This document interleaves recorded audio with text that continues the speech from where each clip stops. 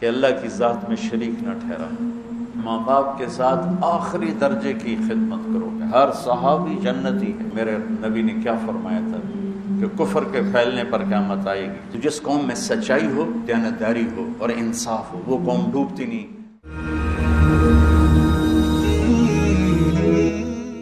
زندگی جو ہے نا احساسات کا نام ہے، اور احساسات پیسے سے، چیزوں سے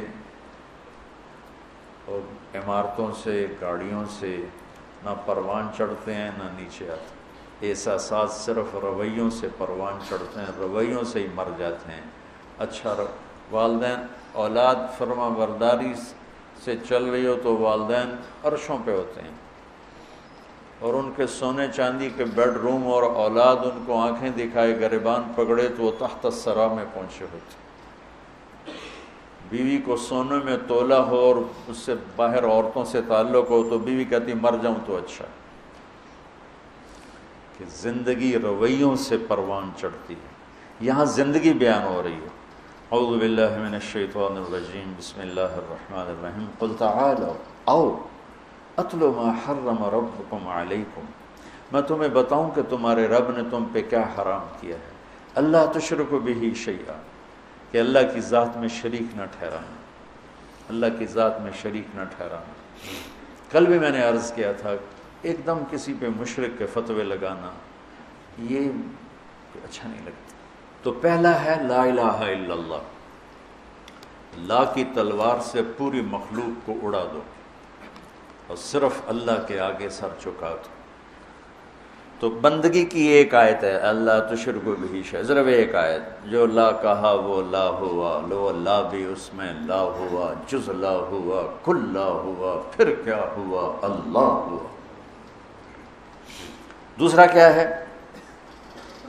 وبالوالدین احسانا، کہ ماں باپ کے ساتھ آخری درجے کی خدمت کرو، آخری درجے کی، آخری حد تک کی خدمت کرو ماں باپ کی، ان کی دعا لو۔ ان تلد الامۃ ربتہا، قیامت کی نشانی کیا ہے؟ کہ بیٹیاں ماؤں سے نوکرانی جیسا سلوک کرنے لگ جائیں۔ ایک صحابی سکرات میں تھے تو ان کی بیگم کا پیغام آیا کہ کلمہ نہیں پڑھا جا رہا۔ تو پریشان کہ صحابی ہو کہ کلمہ نہیں پڑھا جا رہا، کلن وعد اللہ الحسنی، کہ ہر صحابی جنتی ہے۔ تو آپ تشریف لائے اور کہا بیٹا کلمہ پڑھو، کہا جی پڑھا نہیں جاتا، بول رہے ہیں لیکن کلمہ نہیں پڑھا جاتا۔ آپ نے فوراً پوچھا والدین میں کون زندہ ہے؟ کہا جی ماں زندہ ہے۔ راضی ہے ناراض ہے؟ کہ جی ناراض ہے۔ ہم نے ان کو فوراً بلوایا، وہ تشریف لائیں تو آپ نے فرمایا تم اپنے بیٹے پہ ناراض ہو؟ علقمہ ان کا نام، علقمہ پہ ناراض ہو؟ کہا جی ناراض ہو۔ کیا ناراضگی ہے؟ غور سے سننا۔ یا رسول اللہ بہت نیک بچہ ہے، دین کی کوئی ناراضگی نہیں، راتوں کو اٹھتا ہے، نماز پڑھتا ہے، قرآن پڑھتا ہے، دن میں روزہ رکھتا ہے، لیکن جب مجھ سے بات کرتا ہے تو بدتمیز ہو کے کرتا ہے، وجہ سے میرا دل ٹوٹ گیا۔ زبان کی شدت، زبان کی شدت، زبان کی سختی۔ آج کل تو اولادیں ماں باپ کو مار رہی ہیں، پٹائیاں کر رہی ہیں، ہمارے دیہاتوں میں تو عام ہے۔ باپ کو بھی بات کرتے ہیں تو گالی دے کر بات کرتے ہیں، ماں سے بات کرتے ہیں گالی دے کر بات کرتے ہیں۔ اور میرے نبی نے کیا فرمایا تھا کہ کفر کے پھیلنے پر قیامت آئے گی، جب دنیا میں کوئی انسان مسلمان نہیں ہوگا قیامت آئے گی، لیکن میرے نبی نے فرمایا جب ماؤں کو ذلیل کیا جائے گا قیامت آ جائے گی۔ کہا یا رسول اللہ مجھے اس کے دین کا گلہ نہیں، مجھے اس کے اخلاق کا گلہ ہے، مجھ سے بات کرتا ہے تو بدتمیز ہو کے کرتا، تو میرا دل ٹوٹ گیا۔ تو آپ نے فرمایا معاف کرو گی؟ کہ میرا جی نہیں چاہتا۔ آپ نے فرمایا میں آگ لگا دوں سفارش کرو گی؟ کہا نہیں اتنا تو نہیں چاہتا۔ کہ تو نے معاف نہ کیا تو سیدھا اللہ کی آگ میں جائے گا۔ کہا اچھا یا رسول اللہ میں معاف کرتا ہوں۔ آپ نے کہا کہو لا الہ الا اللہ، تو نے لا الہ الا اللہ کا ہر جان نکل گئی۔ پھر آپ نے ان کے جنازے میں شرکت فرمائی اور ان کے تدفین میں شرکت فرمائی، اور دفن کے بعد فرمایا سنو جس نے ماں باپ کو دکھ دیا اس پہ اللہ کی لعنت، اس پہ فرشتوں کی لعنت، اس پہ زمین آسمان کی لعنت، نہ ان کی نماز قبول ہے، نہ روزہ قبول ہے، نہ صدقہ قبول ہے۔ تو بالوالدین احسانا، کہ والدین کے احسان کیا ہوتا ہے؟ کسی عمل کو اعلیٰ سے اعلیٰ درجے پر کرنا، اس کا نام عربی میں احسان ہے۔ ہماری اردو میں احسان اور معنی میں آتا ہے۔ وَلَا تَقْتُلُوا أَوْلَادَكُم مِّنْ إِمْلَاقٍ نَحْنُ نَرْزُقُكُم وَإِيَّاهُمْ، اپنی اولاد کو بھوک کی وجہ سے قتل مت کرو، ہم تمہیں بھی دیں گے اور ان کو بھی دیں گے۔ سورہ بنی اسرائیل میں یہی آیت ہے، لا تقتلوا اولادکم خشیۃ املاق نحن نرزقهم وإیاکم، یہاں ہے لا تقتلوا اولادکم من املاق نحن نرزقکم وإیاہم۔ یہ قرآن کی خوبصورتی ہے، یہ قرآن کا حسن ہے، یہ قرآن کا جمال ہے، سبحان اللہ۔ سورہ یاسین میں جاء من اقصى المدینۃ رجل یسعی، اور سورہ قصص میں جاء رجل من اقصى المدینۃ یسعی۔ ایک ہی جملہ ہے، ایک جگہ رجل کو پہلے، ایک جگہ رجل کو بعد میں، سبحان اللہ۔ اذ ارسلنا الیہم اثنین فکذبوہما فعززناہم بثالث، وہ تین جو انبیاء آئے تھے ان کو لوگوں نے جھٹلایا، تو ایک آدمی ان کی مدد، حبیب نجار، ان کی مدد کے لیے دوڑتا ہوا آیا۔ یہ نہ کوئی یہاں موت کا مسئلہ ہے، نہ زندگی کا مسئلہ ہے، تائید اور تردید کا مسئلہ ہے۔ قوم رد کر چکی ہے، وہ چاہتا ہے کہ ان کی تائید ہو، تو یہاں رجل آخر میں ہے۔ موسیٰ علیہ السلام ایک آدمی کو قتل کر چکے ہیں، اور ایک آدمی، وہ خبر پہنچ چکی ہے، وہاں فیصلہ ہو چکا ہے اسے قتل کیا جائے، تو ایک آدمی وہاں سے دوڑ لگاتا ہوا آتا ہے، آ کے یہ بتانے کے لیے، موسیٰ ان الملأ یأتمرون بک، تیرے تو وہاں قتل کے مشورے ہو رہے ہیں، بھاگ جا۔ تو یہاں آنے والے کی جو اہمیت ہے وہ بہت زیادہ ہے، کوئی ایک زندگی موت کا بن رہا ہے مسئلہ، تو یہاں رجل کو پہلے ذکر کیا، وہاں تائید اور تردید کا مسئلہ ہے، وہاں رجل کو بعد میں ذکر کیا۔ یہ قرآن کی خوبصورتی ہے کہ لفظ کو آگے اور پیچھے کرنے سے اس میں حسن پیدا کر دیتا ہے، معانی بدل دیتا ہے، سبحان اللہ۔ تو یہاں ہے من املاق، تو آگے ہم تمہیں بھی دیں گے انہیں بھی دیں گے۔ یہاں صورتحال یہ ہے کہ والدین فقیر ہیں پہلے سے، وہ کہہ رہے ہیں کہ بچہ پیدا ہوگا تو وہ کھائے گا کہاں سے، تو اللہ تعالیٰ ان کو کہہ رہے ہیں تم اپنے فقر کا ڈر نہ کرو، تمہیں بھی دوں گا اور اس آنے والے کو بھی دوں گا۔ وہاں سورہ بنی اسرائیل میں والدین فقیر نہیں، کھاتے پیتے ہیں، لیکن ان کو ڈر ہے کہ بچہ آئے گا تو روٹی کا بوجھ بڑھے گا، پھر روٹی کہاں سے آئے گی، پھر پوری کہاں سے ہوگی، تو اللہ تعالیٰ نے وہاں کر دیا خشیۃ املاق، کہ تم کھا پی رہا ہے پر ڈر لگا ہوا ہے، تو اللہ نے وہاں بچوں کو پہلے کر دیا کہ آنے والے کو بھی دوں گا، تمہیں بھی دوں گا۔ یہ قرآن کی خوبصورتی ہے۔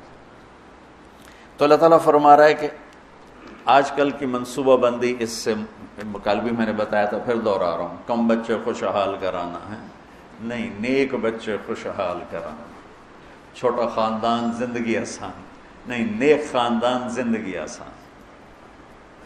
ہماری ایک چاچی تھیں، وہ ہماری فیملی کی اس نسل میں تھیں جہاں عورتیں بانجھ ہوتی ہیں، یا اولاد ہوتی نہیں، یا زیادہ زیادہ دو، زیادہ، تو اس کے قدرتی دو ہوئے، ایک بیٹا ایک بیٹی، بیٹی کی بھی شادی ہو گئی، بیٹے کی بھی شادی ہو گئی، چاچی پہ چھکر لی، آخر شالہ کسے دے 2 نومن، شالہ کسے دے 2 نومن، کیا وہ دیواروں سے بات کرے یا نوکرانیوں سے بات کرے، کس سے بات کرے، کوئی بات کرنے میں 8-7 منٹ، کوئی اگو، کوئی پچھوں، کوئی کھبے، کوئی سچ، کوئی روندا پہ ہے، کوئی ہنسدا پہ ہے، کوئی لڑدا پہ ہے، تو ماں باپ بھی مشغول ہوتے ہیں، اور 2 بچے 2 ہی اچھے، ارے بھائی بچے نیک اچھے 2 ہوں 10 ہوں، نیک ہیں تو شکر ہے اللہ کا، اور بدکار ہوں، ایک ہی ہو بدکار ہو تو کیا کرو گے، ساری زندگی روتے رہو، پیٹتے رہو۔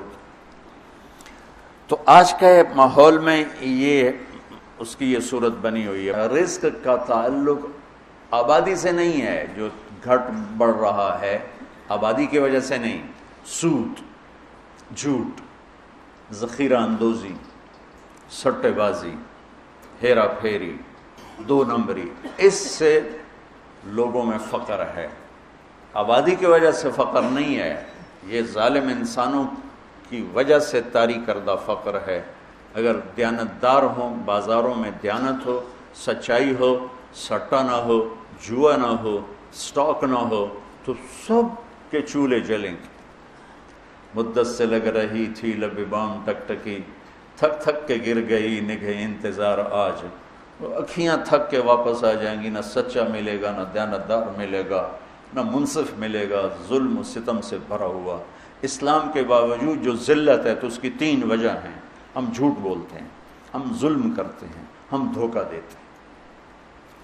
اور جو قوم سچ بولے اور دیانتدار ہو اور انصاف کرے، وہ کافر بھی ہوگی تو اللہ ان کو عزت دے گا، اور مسلمان ہوں گے تو دونوں جہان کی عزت پائیں گے، کافر ہوں گے تو اس جہان کی عزت پائیں گے، آگے تو ایمان پہ فیصلہ ہے۔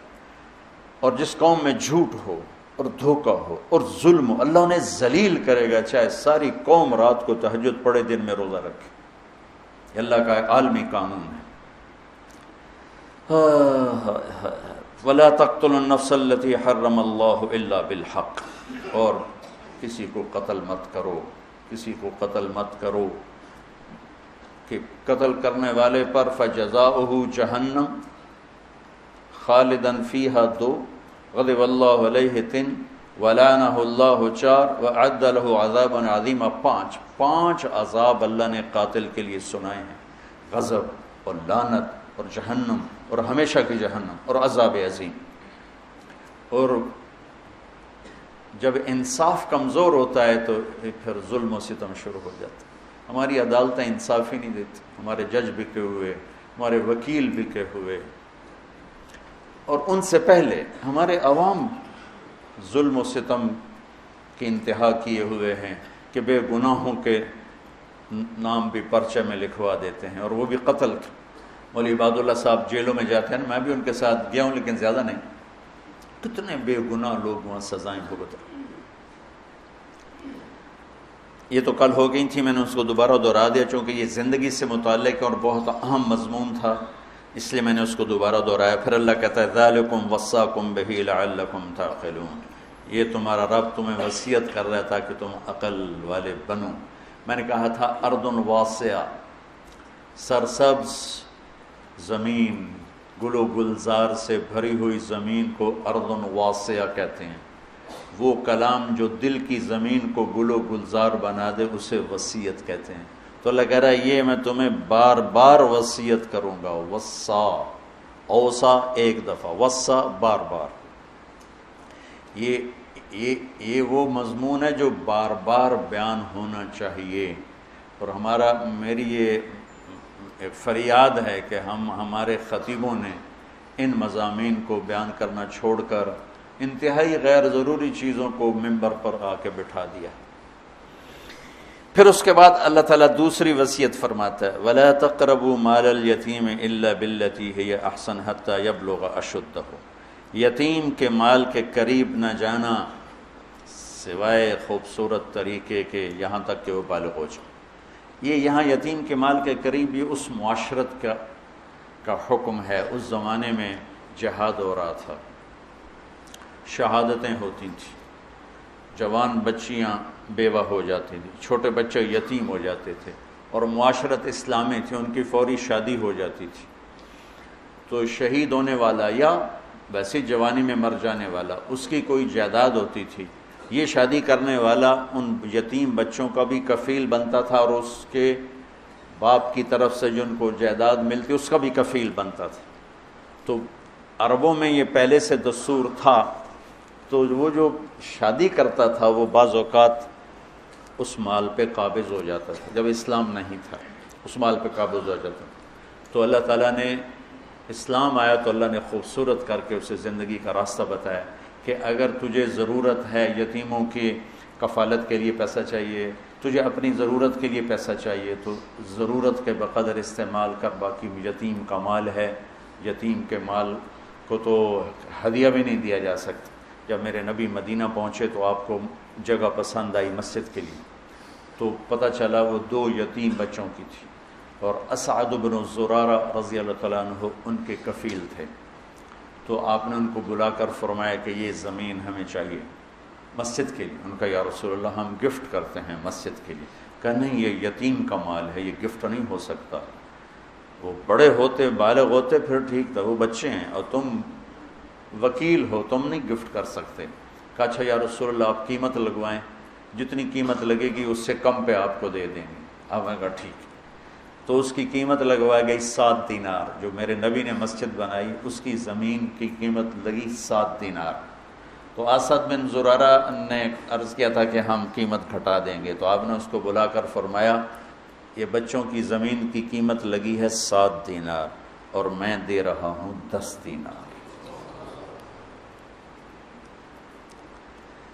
اوہو، آج کل ایک اور بڑی بے حسی، مجھے اس پر یہ یاد آ گیا، کوئی بھائی پھنس جائے نا، نقصان ہو جاتا ہے، فراڈ ہو جاتا ہے، پھر وہ اپنا گھر بیچنے پہ آتا ہے یا پلاٹ بیچنے پہ آتا ہے یا دکان بیچنے پہ آتا ہے تو روپے کی چیز 4 آنے کی قیمت لگاتا ہے۔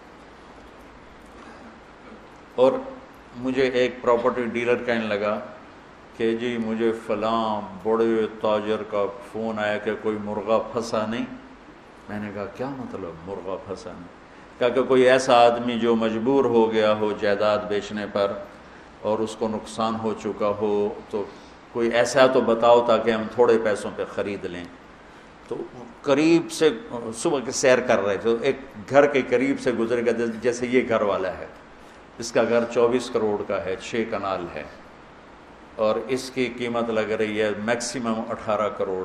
چونکہ یہ پھنسا ہوا ہے، یہ گھر بیچ کے قرضے دینا چاہتا ہے اور سب کو پتہ ہے یہ بیچے بغیر رہ نہیں سکتا، تو 24 کروڑ کی چیز 18 کروڑ اس کا لگا رہے ہیں اور اس کو مرغہ کہہ رہے ہیں۔ کوئی مرغہ پھنسا تو نہیں۔ میں نے کہا اگر میں ہوتا تو میں 24 کروڑ کے 30 کروڑ دیتی، یہ 24 کروڑ سے اپنے قرضے اتارے اور اوپر والے 6 کروڑ سے اپنا کاروبار کرے۔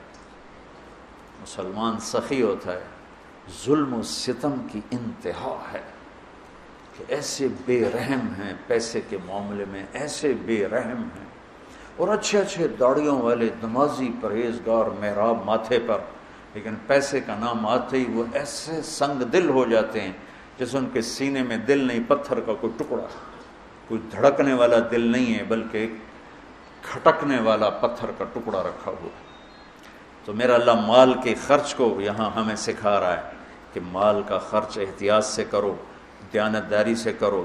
وَأَوْفُوا الْكَيْلَ وَالْمِيزَانَ بِالْقِسْطِ، اور ناپ تول میں کمی نہ کرو۔ قوم شعیب تباہ و برباد ہو گئی ناپ تول میں کمی کی وجہ سے۔ وَيْلٌ لِّلْمُطَفِّفِينَ الَّذِينَ إِذَا اكْتَالُوا عَلَى النَّاسِ يَسْتَوْفُونَ وَإِذَا كَالُوهُمْ أَوْ وَزَنُوهُمْ يُخْسِرُونَ أَلَا يَظُنُّ أُولَٰئِكَ أَنَّهُمْ مَبْعُوثُونَ لِيَوْمٍ عَظِيمٍ يَوْمَ يَقُومُ النَّاسُ لِرَبِّ الْعَالَمِينَ كَلَّا إِنَّ كِتَابَ الْفُجَّارِ لَفِي سِجِّينٍ۔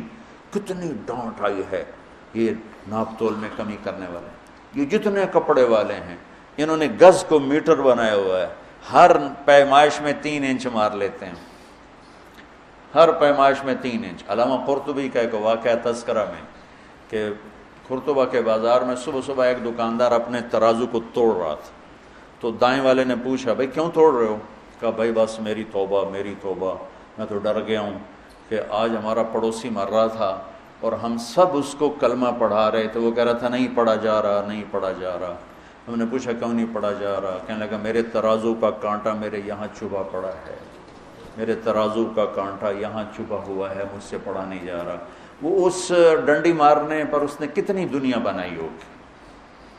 ایک کپڑے کا تاجر 3 انچ مار لیتا ہے اگلے کے، کتنے انچ مار لے گا، اور جاتے ہوئے کلمے سے محروم ہو گیا تو کی لے کے مٹی تو سو لیتے گا۔ میرا سارا بازار بددیانتی بددیانتی بددیانتی، اور اس میں کوئی تمیز نہیں، داڑھی والا بغیر داڑھی والا، نمازی بے نمازی، کوئی تمیز۔ پرانی بات ہے، ایک دکاندار کہنے لگا جی میں قرآن پڑھ رہا تھا، ایک گاہک آ گیا جی تسی قرآن پڑھ رہے ہو؟ میں کہا تہاڈے کول ہی سودا لے لواں۔ میں جی 16 روپے میٹر دا کپڑا 48 روپے میٹر انہوں بیچا۔ میں کہا چنگی تھوک لائیے، اس نے تیرے قرآن پہ اعتماد کیا، تو نے یہ ظلم کیا۔ تو جب معاملات آتے ہیں تو سب کا مذہب پیسہ بن جاتا ہے، اور اس طرح پھسلتے ہیں لوگ، اس طرح پھسلتے ہیں 4 آنے 2 ٹکے پر ایمان بیچ دیتے. مسلمان کا سرمایہ ایمان ہے، مسلمان کا سرمایہ اس کی عزت ہے، اس کی آبرو ہے، اس کی غیرت ہے، اس کا ضمیر ہے، اس کی آخرت ہے. یہ چند ٹکے بچا کر اپنی ایمان، اپنی عزت، اپنی غیرت ہر شے داؤ پہ لگا دیتے. یہاں ہم ہمارے عزیزوں میں سے ایک نے اپنے بچے کو بٹھایا ایک دکان پر. وہ دکان والے داڑھی والے نماز مسجد میں جا کے پڑھتے ہیں جب اذان ہوتی ہے، اور 4 مہینے بعد اس کو بھگا دیا. میں نے اس سے پوچھا اس بچے سے کہ تمہیں کیوں بھگا دیا؟ کہا جی میں سچ بتاتا تھا تو وہ مجھ پر ناراض ہوتے تھے کہ تو تو میرا کاروبار برباد کریں گا سچ بول کے، چل چھٹی کر. تو مجھے بھگا دیا. میں بیٹھا تھا، ایک نوجوان آیا، کہا جی میں آگمنٹن میں رہتا ہوں کینیڈا، ایک یہودی کے سٹور پر کام کرتا ہوں، اس کا فرنیچر کا سٹور ہے. تو میں جب پہلے دن اس کی نوکری میں گیا تو اس نے مجھے بلا کر کہا یہ سارا بیچنے کا ہے، لیکن یہ جو صوفہ پڑا ہوا ہے اس میں فالٹ ہے. تو کوئی کہا کہ یہ خریدنے لگے تو اس کو بتانا ہے کہ اس میں یہ فالٹ ہے. تو جو کہ میں پاکستانی تھا، میں نے کہا جی چھپانا ہے کہ بتانا ہے؟ اس نے کہا میرے بھائی بتانا ہے، چھپانا نہیں، بتانا ہے. ہم ایٹمی طاقت ہیں لیکن ذلت اور پستی کی انتہا پر ہیں. دنیا کی 7ویں بڑی ہماری فوج ہے اور ہم پستی کے اسفل السافلین میں پہنچے ہوئے ہیں، جھوٹ کی وجہ سے، بددیانتی کی وجہ سے، کھوٹ کی وجہ سے، ملاوٹ کی وجہ سے. انسانیت اور انسانی اقدار ملیا میٹ کر کے رکھتے. تو میرا اللہ کہتا ہے اوفوا الکیل والمیزان بالقسط، کہ تولو، صحیح تولو، ناپ تول کے تولو اور کمی بیشی سے بچو. عبید رحمت اللہ علیہ ایک کپڑے کے تاجر تھے. تو ریشمی تھان 400 کا اور ناخالص ریشمی ناخالص 200 کا. بچے کو بٹھا کے گئے کسی کام، واپس آئے تو ایک آدمی تھان لے کے نیچے اتر رہا تھا. تھان تھا ناخالص ریشم. کہنے لگے بھائی کتنے میں لیا ہے؟ کہا جی 400. کہنے لگے 400؟ کہا جی کہا مہنگا ہے. کہا جی نہیں ٹھیک ہے، میرے گاؤں میں 500 کا بکے گا، مجھے 100 درہم کا نفع ہے. کہا تو 300 اور کما سکتا ہے. کہا ابھی آپ کون ہوگا؟ میں دکان کا مالک ہوں. ان کو ساتھ لے لی. بیٹے سے پوچھا یہ 400 کس لیے مانگا؟ بھول گئے تھے یا جان بوجھ کے؟ کہا میں نے 400 مانگا، اس نے دے دیا، شرعاً اب کوئی قباحت نہیں. اس نے مانگا. میں نے کہا بیٹا تجھے شرم نہ آئی مسلمان کو دھوکہ دیتے ہوئے؟ تجھے 200 پہ بھی نفع مل رہا تھا، 400 کیوں نہیں؟ تو اس کو 200 نکال کے دیے کہ بھائی یہ لے جا، 300 نفع بنا.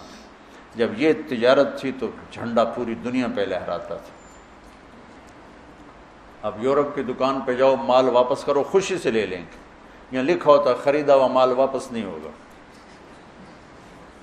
میں نے کہا اگر کوئی یہاں کا تاجر ہوتا اور اس کا پتر 200 کی 400 میں بیچتا تھا، واہ میرا پتر تو تب پہ انہوں بھی کٹ گیا، ایلا 100 روپے، ایلا 100 روپے فلودہ کھا. میں چھری رکھیں جی میں رکھی ہے. ہمارا تاجر تو چھری لے کے بیٹھا ہوا تو اسے ذبح کرنا ہے. آنے والے جیسے بھیڑیوں کو کوئی رحم نہیں ہے کہ بکری کے چھوٹے چھوٹے بچے ہیں، ایسے جب دل پیسے کا غلام ہو جاتا ہے تو وہ بھیڑیا بن جاتا. پھر اللہ تسلی دیتا ہے لا نکلف نفسا الا وسعها، دیکھو میں جو کچھ تمہیں کہہ رہا ہوں تم کر سکتے ہو. کیسے کریں گے، کیسے ہوگا؟ اللہ کہتا ہے میں نے کوئی ایک بات بھی تمہاری ہمت سے زیادہ نہیں سنائی. یہ آیت تسلی کے لیے. پیچھے بڑی بڑی ہمت والی باتیں آ رہی.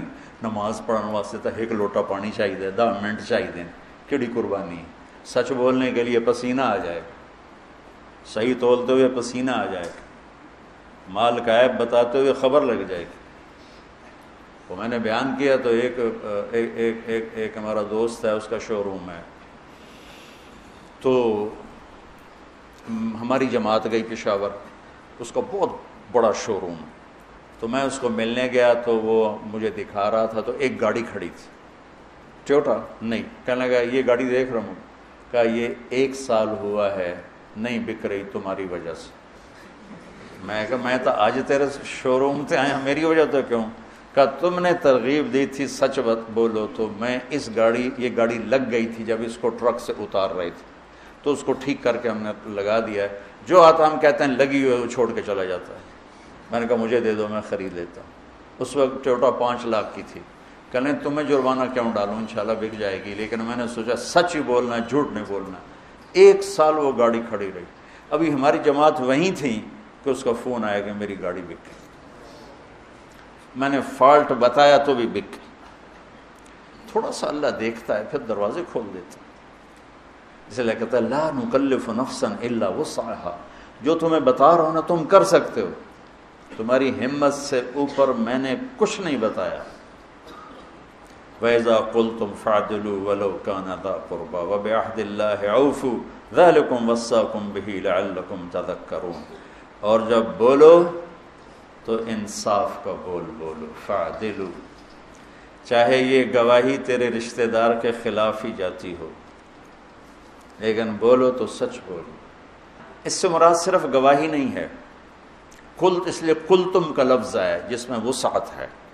وَلَوْ كَانَ ذَا قُرْبَىٰ میں اشارہ ہے کہ اگر تمہیں کہیں اپنے رشتہ دار کے خلاف بھی سچ نظر آئے تو بولو۔ گواہی کا لفظ نہیں ہے، قلتم کے اندر گواہی بھی ہے، اور قلتم کے اندر عموم ہے، جب بول انصاف کا بول، یعنی ایسا بول نہ بول جو کسی کی عزت کو اڑا دے، کسی کی پگڑی کو اچھال دے، کسی کی عزت نفس کو ذبح کر کے رکھ دے، کسی کی بیٹی کی عزت اچھل جائے، کسی کے بچے کی عزت اچھل جائے، ایسا بول نہ بول۔ یہ صرف عدالت کی گواہی کی حد تک نہیں ہے، عدالت کی گواہی کی حد تک نہیں، میرا مستقل مضمون ہے زبان کی حفاظت کرو، زبان کی حفاظت کرو، ماں باپ کے آگے سنبھل کے بولو، بیوی کے آگے سنبھل کے بولو، بچوں کے آگے، ہر انسان کے آگے سنبھل کے بولو۔ جہاں خون کے رشتے ہیں وہاں بہت زیادہ سہ جاؤ۔ تھوڑی دیر کی تکلیف ہوگی، پھر اللہ تمہیں ایسی راحت دے گا کہ اس کا مزہ لوگی۔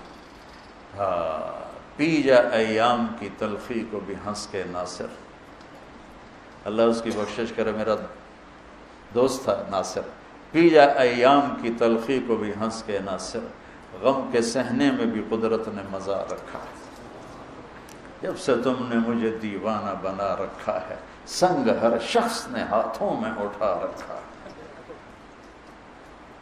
صبر میں بھی ایک لذت ہے، ایک مٹھاس ہے، جیسے غصہ نکالنے میں ایک تسلی ہوتی ہے، بعد میں پشیمانی کے انبار لگ جاتے ہیں، پی جانے میں ایک کڑواہٹ ہوتی ہے، اور بعد میں راحت و انبساط اور فرحت کے دروازے کھل جاتے ہیں۔ اگر زندگی کو خوبصورت بنانا ہے تو سہنا سیکھو، نظر انداز کرنا سیکھو، جواب دینا نہ سیکھو، چپ رہنا سیکھو۔ جواب دینا نہ سیکھو، چپ رہنا۔ اس نے یہ کہہ دیا، اس نے کیوں کہہ دیا، اس نے یہ کہا، کہنے دو، گزر جاؤ تو اللہ تمہیں اندر کو ٹھنڈک پہنچا دے گا۔ کلمۃ العدل فی الغضب والرضا، یہ اس کی اصل تفسیر ہے کہ ہر حال میں زبان سے بولو، نپا ہوا، تلا ہوا، صحیح۔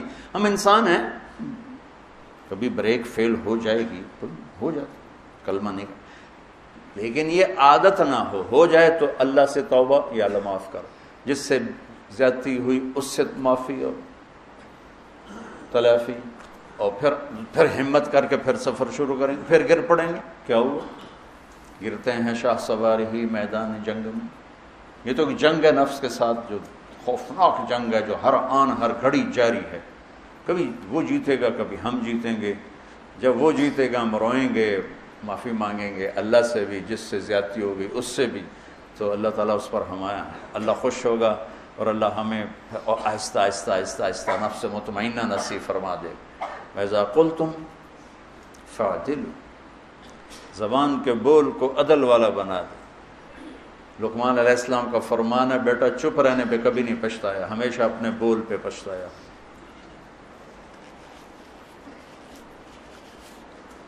ابو دجانہ رضی اللہ تعالیٰ عنہ فرماتے ہیں، جو بدری صحابی، احد کے صحابی، حدیبیہ کے صحابی، سارے سفروں میں اللہ کے نبی کے ساتھ رہے. ایسے چند لوگ ہیں 1.25 لاکھ صحابوں میں چند لوگ ہیں جو ہر سفر میں ساتھ رہے، اور یہ یمامہ کی جنگ میں شہید ہوئے. اور یہ فرماتے ہیں کہ لوگوں، میرے پاس بخشش کا سب سے بڑا عمل یہ ہے کہ میں نے آج تک اپنی زبان سے کسی کو دکھ نہیں پہنچایا، اور میرے دل میں کسی کی نفرت نہیں ہے. سبحان اللہ. سوچو تو صحیح، ایک آدمی جنگ بدر میں شریک ہوتا ہے اور اللہ تعالیٰ ان کو کہتا ہے جاؤ جو مرضی کرو میں نے معاف کر دیا. تو وہ کہتے ہیں میں جنگ بدر میں شریک ہوں، میری بخشش کا سب سے بڑا عمل. وہ حدیبیہ میں شریک ہوا، لقد رضی اللہ عن المؤمنین. وہ کہتے ہیں میرا حدیبیہ کا عمل میری بخشش کا ہے کہ اللہ نے کہا میں راضی ہو گیا. وہ اور احد کی جنگ میں آپ نے تلوار اٹھائی ہے، کون لے گا تلوار؟ تو کئی لوگ کھڑے ہو گئے. آپ نے کہا اس کا حق کون ادا کرے گا؟ پھر سارے بیٹھ گئے. 3 آدمی کھڑے رہے، عمر، زبیر، ابو دجانہ رضی اللہ تعالیٰ عنہ. تو آپ نے وہ تلوار ابو دجانہ کو دی. تو زبیر رضی اللہ تعالیٰ عنہ کو خیال آیا کہ میں اس سے بڑا شاہ سوار ہوں، اور تھے بھی، اس میں کوئی شک نہیں، کوئی شک نہیں. 1000 پہ بھاری تھی. مجھے تلوار نہیں دی، اس کو کیوں دی ہے؟ کہ اللہ ارین ما یصنع، میں دیکھوں گا یہ کیا کرتا ہے. تو ابو دجانہ نے تلوار پکڑی اور سرخ پٹی باندھی. انا الذی عاہدنی خلیلی ونحن بالصفح لدى النخیل الا اقوم الدہر فی الکیول واضرب بسیف اللہ ورسولی. آج میں دکھاؤں گا اللہ کے رسول کی تلوار کا حق کیسے ادا کیا جاتا ہے. سارے اشعار کا خلاصہ. اور ایک طرف سے جو حملہ کیا، قریش کی صفوں کو چیرتے ہوئے پار نکل گئے، اور زبیر بھی پیچھے پیچھے. آگے عورتیں کھڑی تھیں، ہندا گانا گا رہی تھی، نحن بنات طارقی نمشی علی النمارق مشی القتل بوارقی المسق فی المفارق والدر فی المخالق ان تقبلوا نعانقی او تدبروا نفارقی فراق غیر وامقی. یہ قریش کو ابھارنے کے لیے. جب ابو دجانہ بڑھے تو ساری عورتیں بھاگیں، اور ہندا پہ ایسا روب طاری ہوئی وہ بھاگ نہیں سکی. تو انہیں ایسے تلوار اٹھائی، اس کی چیخ نکلی، اور یوں اس کے سر پہ تلوار رکھ کے یوں واپس ہٹائی. پیچھے زبیر تھے، کہنے لگے یہ کیا کیا ہے؟ کہا میرے نبی کی تلوار ہے، عورت کے خون سے گندا کروں؟ نہیں. پھر واپس ہٹے، پھر حملہ کیا، اور پھر صفوں کو چیر دیا. آگے ایک ہاتھی جیسا نوجوان تھا ڈیل ڈول میں. زبیر کہنے لگے میری جی میں آیا، اس سے ٹکر لے تو پھر میں دیکھوں کتنے پانی میں. قدرتی آمنے سامنے ہوگی، اور ایسی زور کی دونوں میں ٹکر ہوئی کہ بہادری اور دلیری بھی آش کر اٹھی. اور دائیں بائیں کے لوگ متوجہ ہو گئے ان دونوں کی جنگ دیکھنے کے لیے. تھوڑی دیر کے لیے رک گئے. ایسی خوبصورت ان کی جنگ اور دلیری اور بہادری کے رک گئے ایک دفعہ قدم. اس نے وار کیا، ابو دجانہ کی ڈھال ٹوٹ گئی اور اس کے کندھے کو زخمی کر دیا. ابو دجانہ نے وار کیا، اس کی ڈھال توڑ کے تلوار یہاں لگی، 2 ٹکڑوں میں چیر کے پھینک دیا یوں. اور پھر چہرے سے ٹوپی ہٹا کر کہا ماذا ترا انا ابو دجانہ، کیا دیکھتے ہو؟ میں ہوں ابو دجانہ. یہ بندہ اتنے بڑے بڑے فضائل والا ان باتوں کی بجائے کہتا ہے کہ میری بخشش کا سب سے بڑا عمل یہ ہے کہ میں نے آج تک اپنی زبان سے کسی کو دکھ نہیں پہنچایا، اور میرے دل میں کسی کے بارے میں بغض نہیں ہے. میرے بچوں، اپنے دل کو بغض سے پاک کرو. مولویوں کے دل میں بغض زیادہ ہوتا ہے، پتہ نہیں کیوں ہوتا ہے. اس لیے کہ وہ قانون ہی پڑھتے رہتے ہیں، محبت کا سبق نہیں پڑھتے، فقہ ہی پڑھتے رہتے ہیں، وہ پھر غصے میں ہی ہو جاتے. ہمارے خواجہ غلام فرید سرائکی کے بادشاہ ہیں، وہ فرماتے ہیں سکھری تروش من سورینو ہن ٹھپ رکھ کنز کدورینو ہادی نہ سمجھ ہدایہ کافی نہ سمجھ کفایہ کافیہ. بڑی مشہور کتاب ہے، تو وزن شعر کی وجہ سے اس کو بدلا ہے۔ ہادی نہ سمجھ ہدایہ، کافی نہ سمجھ کفایہ، کر پرز شرع وقایا، ایو دل قرآن کتاب ہے۔ چونکہ قرآن سے نہیں جڑتے نا ہم، اور سیرت سے نہیں جڑتے، تو دل کی دنیا خشک سی ہو جاتی ہے، جیسے زمین پانی کے بغیر خشک ہو جاتی ہے، ایسی دل کی دنیا خشک ہو جاتی ہے۔ ساری امت کی خشک ہوئی پڑی ہو، تم سارے مولوی بیٹھے ہو اس لیے میں تمہارے سامنے یہ کہہ دیا، ورنہ سب کا یہی حال ہے، غصے سے بھرے ہوئے، بغض سے بھرے ہوئے، برداشت نام کی شے کوئی نہیں۔ محبت کرنا سیکھو، محبت دینا سیکھو، حسن ظن سیکھو، نفرت سے دلوں کو پاک کرو، دل آزاری سے زبان کو پاک کرو۔ وَبِعَهْدِ اللَّهِ عَوْفُ، اور اللہ سے کیے ہوئے عہد و پیمان کو نبھاؤ، اللہ سے کیے ہوئے عہد و پیمان کو نبھاؤ۔ وَلَا إِلَهَ إِلَّا اللَّهِ أَلَسْتُ بِرَبِّكُمْ قَالُوا بَلَىٰ، اللہ کو رب مانا ہے، نبھا کے دکھا دو۔ اللہ کہتا ذَلِكُمْ وَصَّاكُمْ بِهِ لَعَلَّكُمْ تَذَكَّرُونَ، یہ اگلی وصیت ہے جو اللہ تمہیں کر رہا ہے کہ شاید تمہیں کچھ یاد آ جائے۔ پھر آگے اللہ خوشخبری سناتا ہوا أَنَّ هَذَا صِرَاطِي مُسْتَقِيمًا، یہی ہے میرا سیدھا راستہ، فَاتَّبِعُوهُ، اسی پہ چلنا، وَلَا تَتَّبِعُوا السُّبُلَ، دائیں بائیں چھوٹے رستوں پہ نہ جانا، فَتَفَرَّقَ بِكُمْ عَنْ سَبِيلِهِ، یہ تمہیں اصل راستے سے ہٹا دے گا۔ یہ ہے فرقہ واریت، کہ ان مسائل پہ لڑنا جن کا نہ جنت سے تعلق ہے نہ جہنم سے تعلق، جس کا نہ آخرت سے تعلق ہے نہ دنیا سے تعلق ہے۔ تو میرا اللہ کہہ رہا ہے ان چکروں میں نہ پڑنا، ہاتھ یہاں باندھنے ہیں کہ یہاں باندھنے ہیں کہ چھوڑنے ہیں، رفع یدین کرنا ہے یا چھوڑنا ہے، سورۃ فاتحہ پڑھنی ہے یا نہیں پڑھنی ہے، یہ بھی کوئی لڑنے کی چیز ہے؟ سیدھا راستہ امت پنے کا۔ ہم علماء دیوبند کے شاگرد ہیں، وہ ہمارے لیے بنیان کی طرح ہے، لیکن چولا ہمارا امت پنے کا ہے، کرتا ہمارا امت پنے کا ہے۔ میں تم سب کو یہ کرتا پہنانا چاہتا ہوں کہ ہم علماء دیوبند کی تشریح دین پر راضی ہیں اور ان کے دلائل کو ہم قبول کرتے ہیں، لیکن باقیوں کو عزت دیتے ہیں، احترام کرتے ہیں۔ ہم کرتا پہنتے ہیں محمدی۔ آگے میرے نبی کے دین کی تشریح میں عقائد میں بھی اختلاف ہے، اعمال میں بھی اختلاف ہے، ترجیحات میں بھی اختلاف ہے، یہ سب انشاءاللہ جنت میں جائیں گے۔ جو لا الہ الا اللہ محمد رسول اللہ کا قائل ہے، اسی پہ مر گئے، انشاءاللہ جنت میں جائے گا۔ ہم نہ ٹھیکیدار بنے، اے بھی کافر، اے بھی کافر، اے بھی کافر، اے بھی کافر، جنت اچ کہیں جاؤنا ویلی پہ ہی رہے گی۔